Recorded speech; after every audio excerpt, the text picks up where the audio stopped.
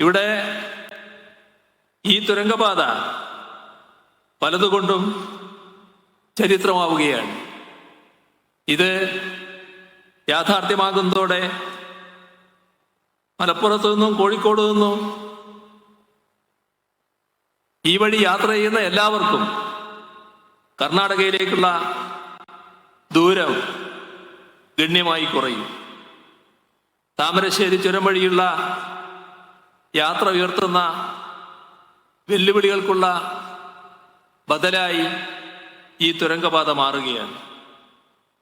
ഒരു വാഹനത്തിന് തകരാറുണ്ടായാൽ തന്നെ നമ്മുടെ ചുരത്തിൽ ഗതാഗതം നിശ്ചലമാകും. ഈ അടുത്ത സമയത്ത് 9-ാം വളവിൽ മണ്ണിടിച്ചിലുണ്ടായി. ആ പ്രതിസന്ധി നമ്മൾ കണ്ടതാണ്. ഇവിടെ 4 വരി തുരങ്കപാതയാണ് നിർമ്മിക്കുന്നത്. കഴിഞ്ഞ ജൂൺ മാസത്തിൽ പദ്ധതിക്ക് പാരിസ്ഥിതിക അനുമതിയും ലഭിച്ചു കഴിഞ്ഞു. 8.7 കിലോമീറ്റർ നീളമുള്ള 4 വരി തുരങ്കപാതയാണ് ഈ പദ്ധതി. നിലവിലുള്ള 2 റോഡുകൾ ആനക്കാമ്പൊയിൽ മുത്തപ്പൻപുഴ മറിപ്പുഴ റോഡ്, മേപ്പാടി കള്ളാടി ചൂരൽമല റോഡ്, ഇവയെ തുരങ്കപാതയുമായി ബന്ധിപ്പിച്ചാണ് ഈ പദ്ധതി രൂപീകരിക്കുന്നത്. ആനക്കാമ്പൊയിലും മറിപ്പുഴയും മലയുടെ തെക്ക് ഭാഗത്തും മേപ്പാടി മലയുടെ വടക്ക് ഭാഗത്തുമാണ്. തെക്ക് പടിഞ്ഞാറ് ഭാഗത്ത് നിലവിലുള്ള കുന്നമംഗലം, കട്ടാങ്ങൽ, മുക്കം, തിരുവമ്പാടി, ആനക്കാമ്പൊയിൽ, മറിപ്പുഴ, MDR പാത ആനക്കാമ്പൊയിലിനും കോഴിക്കോടിനുമിടയിൽ ഗതാഗതം സുഗമമാക്കും.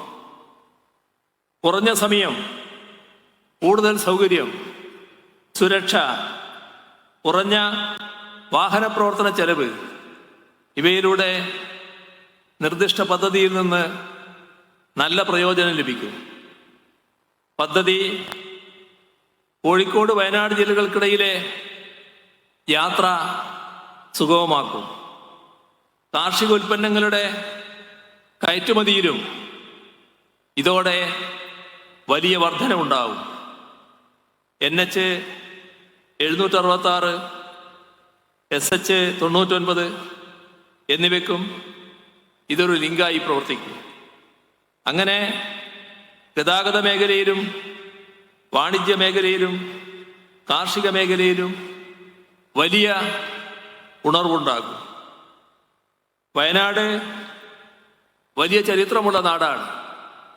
ശിലായുഗം മുതൽക്കേ മനുഷ്യവംശത്തിൻ്റെ ചരിത്രവുമായി ഇഴചേർന്ന് കിടക്കുന്നു. പഴശ്ശിയുടെയും ടിപ്പുവിൻ്റെയും ചരിത്രത്തിലൂടെ നമ്മുടെ രാജ്യചരിത്രവുമായി ബന്ധപ്പെട്ട് കിടക്കുന്നു. പ്രകൃതി ഭംഗി നിറഞ്ഞ ഇടങ്ങളാലും നിബിഡ വനങ്ങളാലും നമ്മുടെ പാരിസ്ഥിതിക ചരിത്രത്തോടും അത് ചേർന്ന് നിൽക്കുന്നു.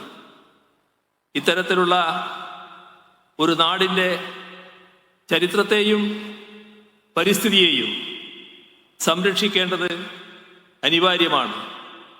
അതോടൊപ്പം തന്നെ ഇവിടുത്തെ ജനതയുടെ ജീവിതവും ജീവനോപാധികളും മെച്ചപ്പെടുത്തേണ്ടതും അനിവാര്യമാണ്.